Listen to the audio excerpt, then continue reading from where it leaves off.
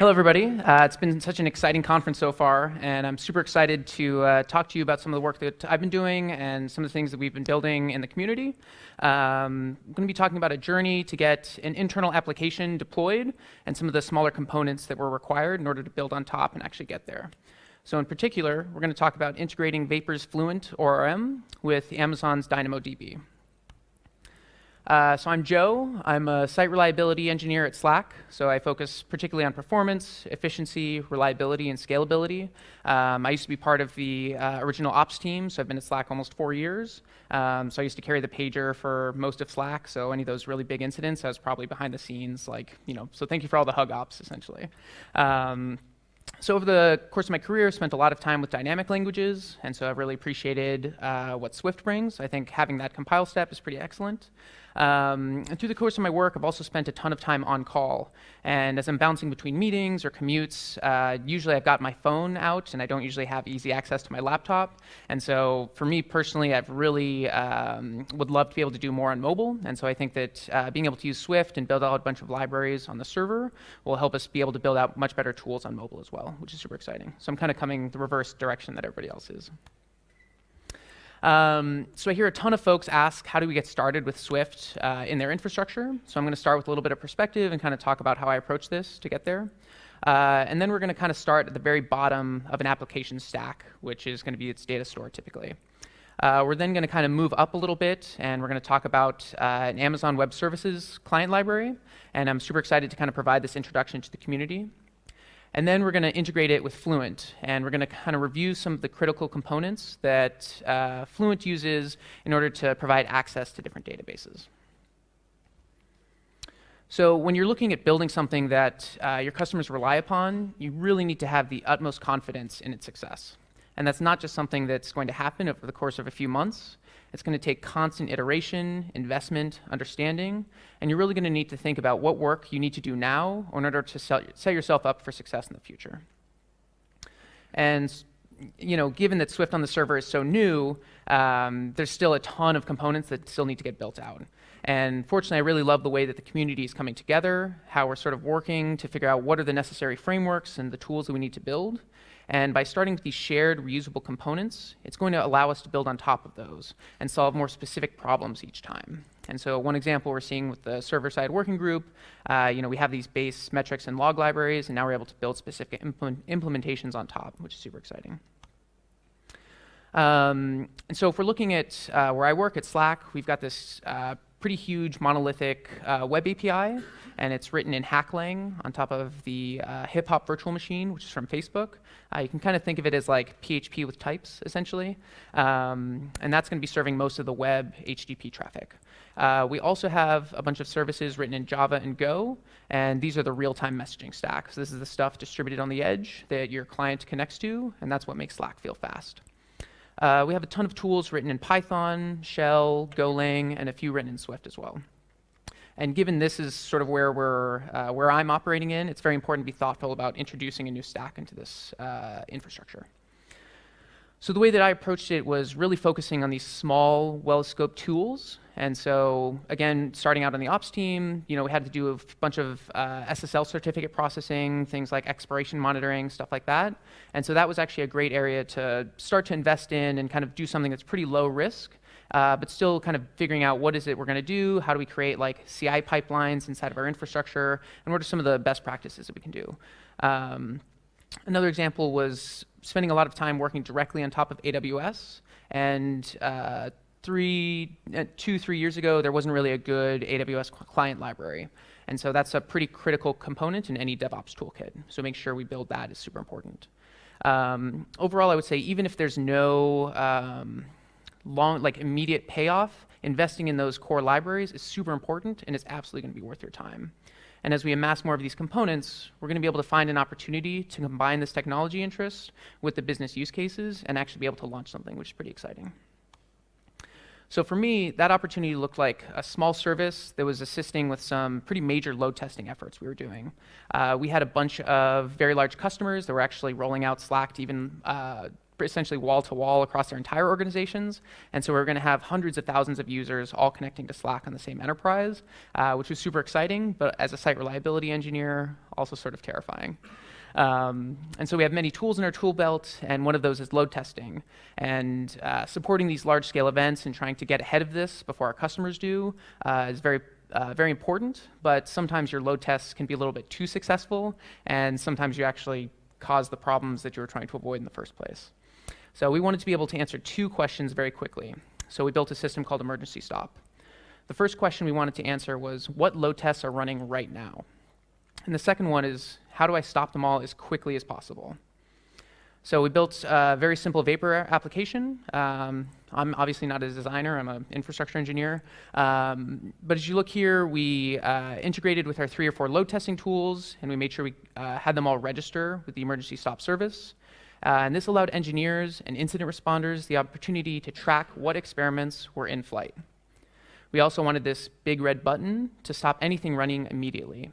So these tools would periodically poll the emergency stop to look for whether or not it was safe to proceed. Building this, we created a data structure that we called service lock, or the big red button. And this is what we're going to use to kind of talk as our example throughout the rest of the talk. So the first thing was service name.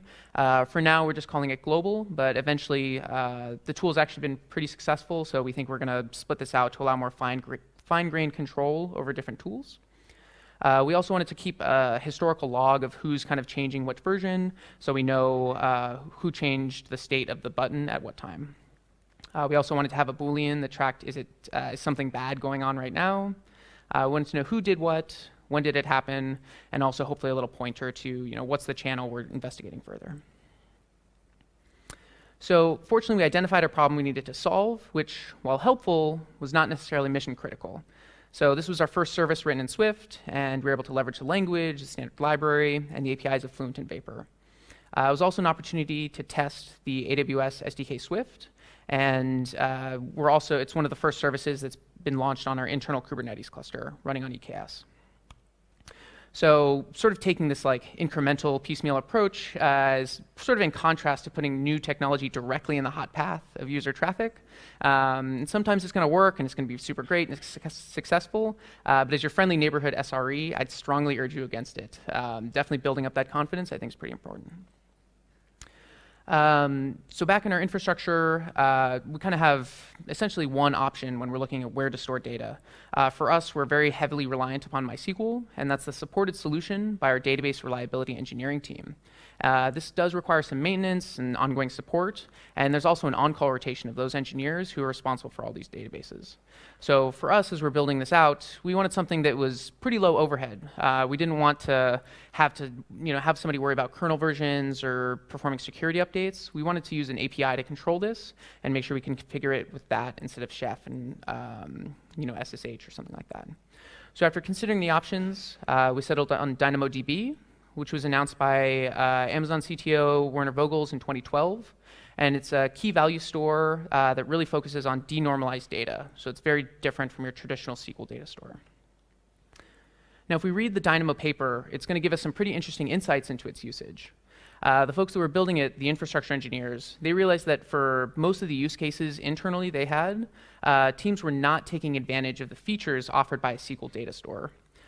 They realized that if folks could give up some flexibility and take on some additional constraints, that actually opened up some very interesting options in what they were able to build.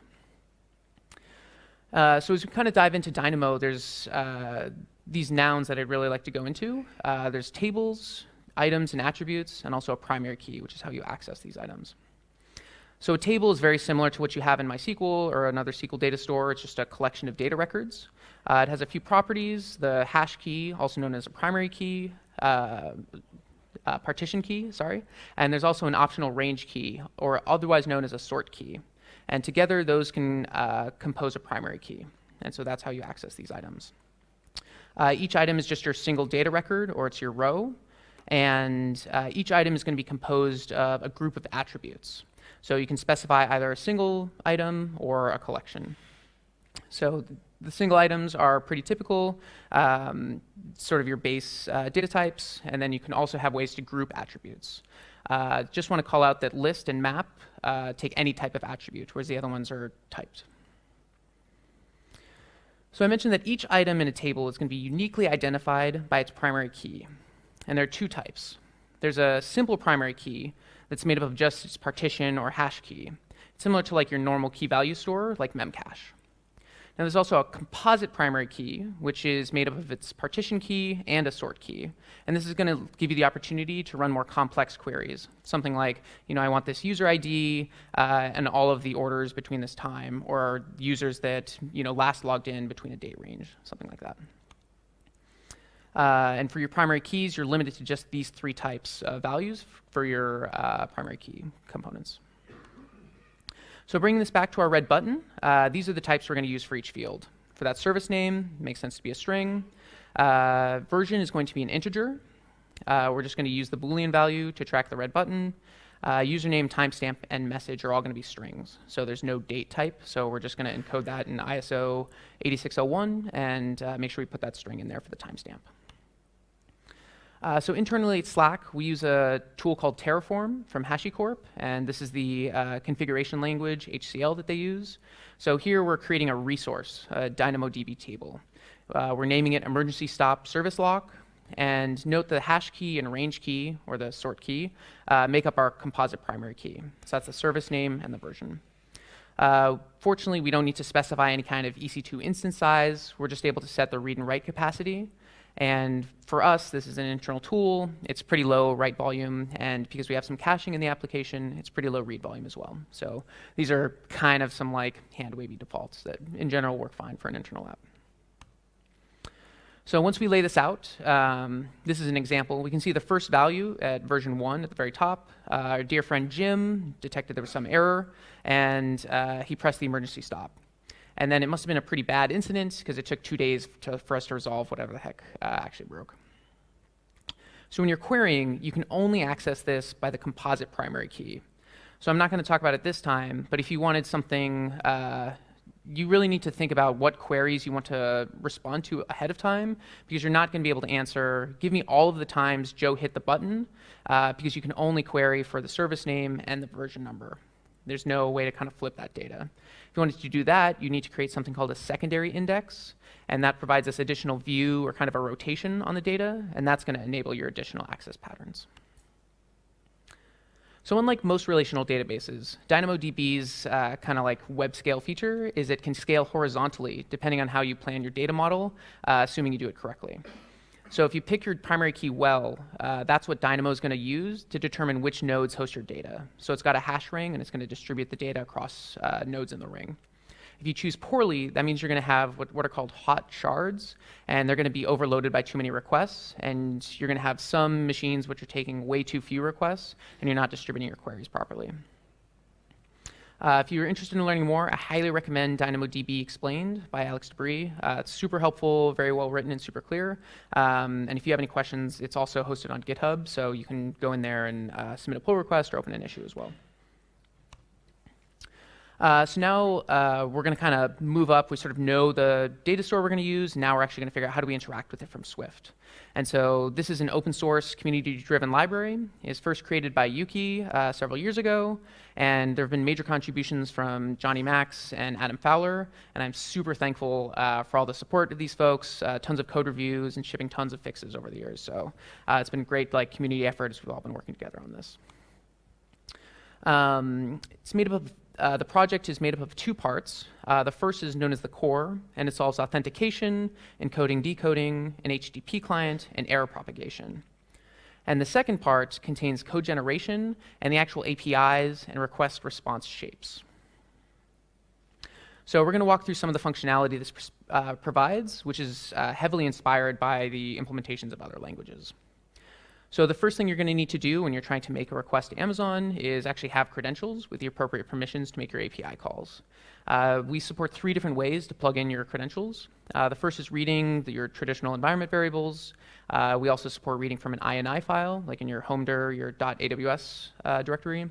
And then also we read from a metadata service. And so if you're on an EC2 instance, it's on a known port, or if you're in ECS in the containers, there's a metadata service in there as well. And I'd say that's probably the best practice. In order to properly sign and authenticate our requests, we need some cryptographic functionality. So we're going to pick Common Crypto if it's available on Darwin platforms. Otherwise, we're going to look for OpenSSL or LibreSSL. We also need an HMAC function for nearly each part of the request signature to authenticate to AWS, as well as SHA-256 for the body and MD5 for S3.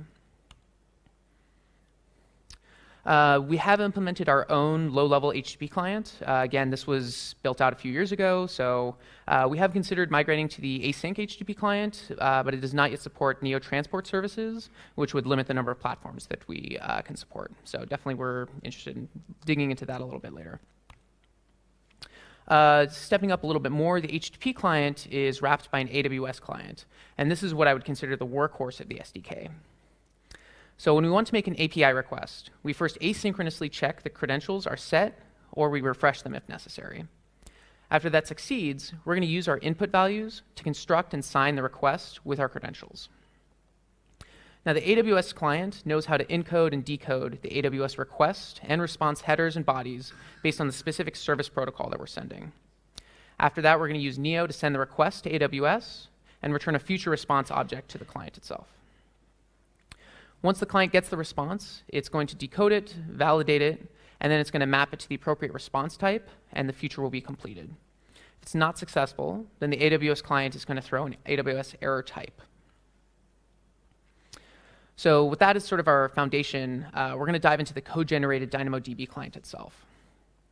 So to kind of follow again with what we were talking about earlier, there's attribute value, which is kind of how we describe what composes the actual items in your rows. We'll look at the API to get an item and put an item, which is, again, very similar to your normal key value store. And then we'll look at query, which is kind of how you can do something a little bit more complicated. So here are all the ways to represent different attribute value types with this library. I just want to call out that number is not numeric, so you're not actually sending over a number on the wire. Dynamo instead takes that as a string, and so that's sort of their solution to try and avoid some differences in implementation for floats and doubles and things like that. And then this is the different set of collections as well. So this class has a pretty big initializer, and trying to figure out what's set and how to construct this can actually be a little bit of a challenge.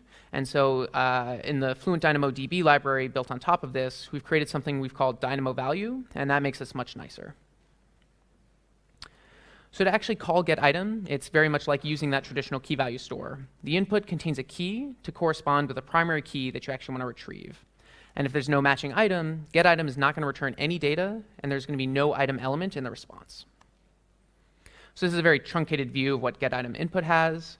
It's going to provide an eventually consistent read by default, so you may get stale data. If your application requires strongly consistent reads, you can set that value to true. And although it might take a little more time than an eventually consistent read, it's always going to return the last updated value in the data store. Once you want to set an item, if there's a value that already has the same primary key as the new item that already exists in the specified table, the new item is going to completely replace the existing item. You can perform what's called a conditional put operation. So that's add a new item if one with a specified primary key doesn't exist, or replace an existing item if it has certain attribute values. There's also conditional expressions that allow you to put an item only if its current value satisfies a constraint. And you can use them to prevent overriding with the attribute not exists conditional expression. So when you're setting this here, you must include the primary key in the list of items, but you can add many more attributes if necessary. And so you can have sort of an arbitrary long row there. Typically about 1 megabyte, I think, is sort of the upper limit. There are also some rules here. You can't add any null values. String and binary must be longer than 0 length, and you can't add any empty values. You can return the item's attribute values in the same operation if you set the return values parameter as well. So you can query any table or secondary index that has a composite primary key. So again, you need that partition key and the sort key. Query operation always returns a result set. So if there's no matching items that are found, the result set is going to be empty. Query results are always sorted by the sort key value. So you're going to get something that's going to be in a predictable order when it comes back. And you can optionally narrow the scope of the query operation by specifying a sort of a sort key value and a comparison operator in the key condition expression. So these are the three really important values to make sure you're setting when you're making a query to Dynamo. You're going to use the key condition expression parameter to provide a specific value for the partition key. The query operation is going to return all the items from the table or index with that partition key value. So this is going to walk us through an example. Let's say for our example, we had a secondary index set up on the timestamp. So if we want to query for all the updates made within the last 60 minutes, we're going to start off by defining what names we plan to use in our query. In this case, it's going to be service name and timestamp. Then we insert the values, and we use the ISO 8601 date format. And then finally, we put that together in a key condition, which we use to describe our constraints. So there's some other simpler APIs for batch gets or puts, but that's pretty much the high-level overview. However, now that we know what we do about the behavior of put item, that kind of presents us with a problem with our data model, unfortunately. So when we're making changes to the button, we said we want to be able to preserve and maintain a historical log of changes over time. So this looks great, but we don't actually have a way to get the latest value without doing a full table scan across all of the items we have here. There's no way to say, like, give me version 2, and if we store that in memory, if our application crashes and comes up, there's no way to say, like, give me latest in the API. So if we remove the version field entirely and we just have like one version for the current state, yeah, we could keep overwriting that, but then we don't have any context for what's happened before. So using that data model is fine for a single value you don't want or need the history for, but for us, it provides a challenge. When we think of something that we want to log of, we've kind of got to figure out some way to massage the data model to actually represent this. So in SQL, we could just have the database generate a new ID for us, and then when we're looking for the current state, we look at the latest value. But fortunately, there's a pattern that Amazon has suggested for this, and so we can kind of tweak our data model to do this. And here you notice we've added a new field, as well as a new default row at 0. So the row with version equals 0 is special. It's always considered the latest version. So it's also the only item with a value for current. So that's going to be a pointer to the latest row. And so whenever we're going to make a write to this table, we can perform a conditional put on version 0 to only increment the version if the value is still at 2. And we can also use a transaction to add row 3 at the same time. And so using this pattern, this is a way that we can get those semantics that we were looking for, but it does take us a little bit of time to kind of change the way that we're thinking about our data. So the lesson I learned here was to focus on how to utilize the structures available to create an appropriate access pattern. With a SQL database, you're going to create separate patterns that require completely different setups. With Dynamo, whether you're creating an additional secondary index or changing your data pattern, you've got to consider how your application will read your data ahead of time. And once you set your data access patterns, they're largely locked in stone unless you add another index. And I think there's a limit of 5 or so indexes. Simon's nodding. Thank you. All right. So now we know how to use this client. We know a little bit about Dynamo. We're finally moving up to the third and final part of the talk. So I feel like it's been a little bit of a journey, but this has been, in like real years, this has probably been like a year or something, just like figuring out how to make this library work, fix a bunch of bugs. So a little bit of patience is required. But now we can actually use Fluent and actually integrate this with our application. So there's a few concepts in here I wanted to go over. The first is the database protocol, and then the database connection, and finally the provider, which is pretty standard across all of Vapor 3. So the database protocol is going to be what manages our connection. And so for us, the database is going to convert our configuration, which is credentials and region, into an actual connection object. It's also going to create the AWS SDK client to Dynamo, since it receives the configuration values. Our connection is going to ask us, our database, for a client when it's ready to spin one up. So the database connection is kind of what I'd consider the core to actually working with your underlying database in Fluent. This is going to take the AWS client library and make the proper calls based on the query that you provided. So the database connection protocol itself is actually pretty simple. For us, we're going to create the client, and we can make sure its underlying event loop is closed. So let's talk about a few things we also need to create so we can actually use our connection to make queries. In order to create this connection, we're going to need a constant which defines the name of each particular database. So there's SQLite, MySQL, Postgres, or in our case, Dynamo. So in FluentDynamoDB, we provide this database identifier. you're going to receive a connection by asking something that conforms to database connectable. So this is typically going to be the Vapor request object that you get once you receive an HTTP request. And we're also going to conform our Dynamo connection to database queryable, which is another protocol, so it can actually submit the requests. So we're going to need an input, which in this case is the query, and a response or output. And these are two associated types on the protocol. And then we just need to make sure that we implement the actual query logic. So for FluentDynamoDB, we define our query, which is named Dynamo query, very creative. And this is the wrapper that allows us to set a lot of those values that we need. So it knows what table to send the request to, whether it's reading or writing, and what item to operate on. When we return the value, we wrap it inside of an enum with associated values. And this feels much more natural to work with. So we have helpers to convert to and from the underlying attribute value used by the DynamoDB client library. So now we're going to look at how to make a request. So I'm going to zoom into the put item section on the next slide. But for this query, we're submitting a request to DynamoDB for just one value. And we're going to return a future which signals completion, and the handler will run upon success. So to look at this a little bit more closely, we're generating the put item input, and we're sending the request. And once we receive the response, we're going to convert that back to Dynamo value, and we're going to invoke the callback. Fluent does provide an extension, which is going to wrap this API call in a future, assuming callers prefer that route. So we don't need to build that out, which is nice. So when you are creating these services inside of Vapor, we do need something to tie this all together. And Vapor does this through a protocol called Provider. And these allow third-party services to be easily integrated into your Vapor app. So during startup, you're going to register your providers, which have access to a services struct they can mutate. After all providers register, there's this boot phase that happens. And I would say that most of the real work that isn't registering related services probably should be in did boot. So will boot is kind of your chance to sneak something in before everything else has had the opportunity to run. Now, we also want to make sure that both the configuration and databases are available during configuration. So when we create our Fluent DynamoDB provider, we're going to register those right after we register the Fluent provider. We also want to add Dynamo as an available database. And so we need to get a databases config. We're going to add Dynamo as one of those in the configuration, and then we're going to register that as a configuration. Note we're using that .dynamo as the database identifier. All right, we are almost there. So we're getting up to application code at this point.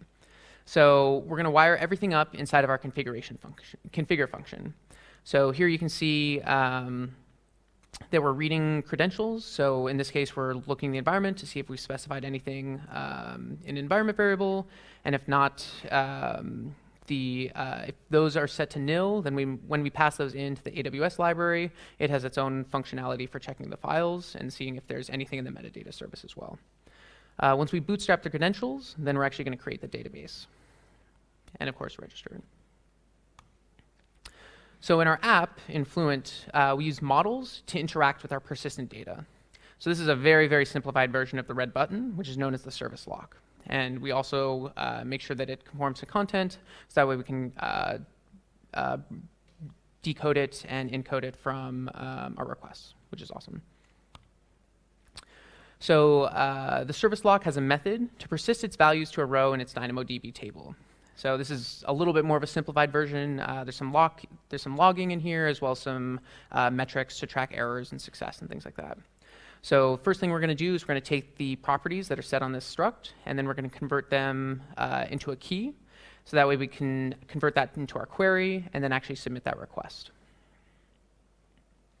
So with all of that, we can create our route to actually update the lock. So this is what you would actually see when you're inside of the routes.swift file and you're actually creating something to respond to that HTTP request. So when we want to make an update, the first thing we're going to do is look for that latest version by checking version 0. And once we have that response, we can write to a row that's one higher than the current version that's set. So in this case, it could be 3. To keep this slide simple, I'm not showing the transaction that also updates version 0, but under the hood, we're making sure that we don't just write to the current version, but also updating version 0 as well. So building up on all of those things means that we finally have everything set up and we're able to tie this together and actually take advantage of this in our application and launch it, which is super exciting. So I think this is the party that generated like a QPS record for Slack based on that load testing, I think. So it didn't take down Slack, actually, which is pretty exciting. So there's a ton of things we'd like to build out next. We feel like this was pretty exciting for us to actually get something and sort of like bring it all together in an application, sort of show off all that hard work folks have been working on. So the first thing we want to do is actually publish the version 4.0. We just launched the alpha, I think, last week, which uses Neo 2, which is super exciting. So this means we can actually integrate that with Vapor 4, which is really cool. One other thing we want to do is sort of follow the pattern that's being set with a lot of the database drivers and actually create a Dynamo kit, so it's not going to be tied into Fluent, and we think that that's going to make it more accessible to a lot more systems. Then once that happens, we're going to be able to convert over to Fluent 4. A lot of the functionality is kind of similarly inspired. I think this is more of like a snapshot of history about where we were with Fluent 3. So sort of knowing this is going to help for anybody that wants to create more integrations going forward. But things will be a little bit different with the new version. Then again, we'd like to upgrade Dynamo model and add a lot more of that functionality that we've sort of passed up into the application logic and bring that down as sort of a best practice. And we think by following the pattern of Dynamo kit, that's still going to give people flexibility and customization if they want that. But using Dynamo model, we think will kind of give people best practices by default and also be very generic and allow people to swap that in as an available data store. And then we do have some integration with SwiftLog and SwiftMetrics, but of course, I just want to keep plugging that because the more that we integrate this in, the better visibility we all have, and the easier it's going to be to operate these services, which is super exciting. So yeah, with that, we talked about this service. We built up a little understanding about a new data store. We talked about an awesome client library that's open source, supported by the community for interacting with AWS. And we've actually built that up into a Fluent driver for Vapor, which is super exciting. So with that, thanks so much for listening to the talk, everybody. Appreciate it.